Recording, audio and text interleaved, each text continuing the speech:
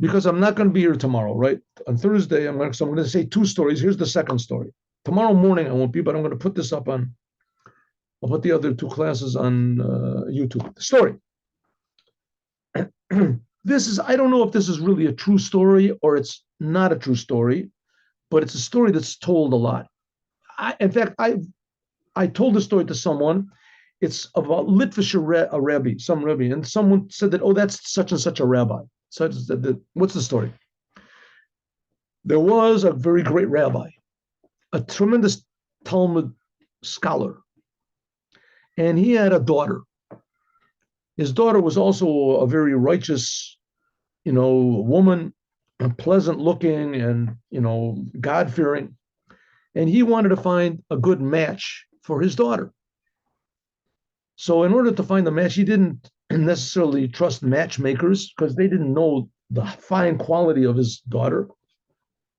So he decided what he was going to do was he was going to go to the different big yeshivas, and he was well known by everybody, and he would pose a question in the Talmud, an apparent contradiction between one place and another place and a third place.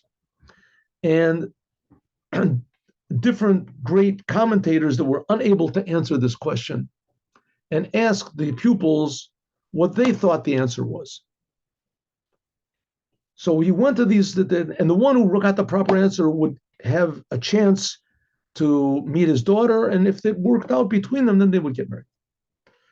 And so he went to the synagogue, to the places, and every place he would ask this question, and he gave the pupils one full night to work on the answer. So all these pupils, first of all, they were Talmudic scholars, so the question interested them, but more interested they were to marry the daughter of this great rabbi, if she wanted, of course. And of course, she would want any, God-fearing, Talmud scholar. Okay, so he went from yeshiva to yeshiva, posed the question, gave them one full night to answer the answer, and no one came up with the answer. And he went to like 5, 6 different great yeshivas and asked them all, and they didn't.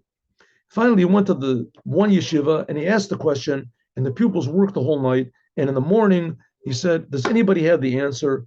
And no one had the answer. No one came up with the answer, not even a possible answer, right? They answered things that other people, provisional answers that other commentators had come up to, and those commentators negated their own answers, and so they had no one. So he said, okay. So he got into his carriage to go to the next yeshiva. As he was going, as one pupil, he heard someone yelling, 1 second, Rabbi, 1 minute, 1 minute. So he said to the driver, stop the carriage. And so there was one of the pupils of the yeshiva came. He said, oh, you got the answer. You have the answer. He says, no, I don't have the answer, but I want to know what is the answer. Tell me what the answer is. He said, oh, you're the one I want should meet my daughter. Someone that's really interested in the truth. All the others were interested in the answer, but they were more interested in getting married to my daughter. They were interested for themselves. And you're interested in the truth.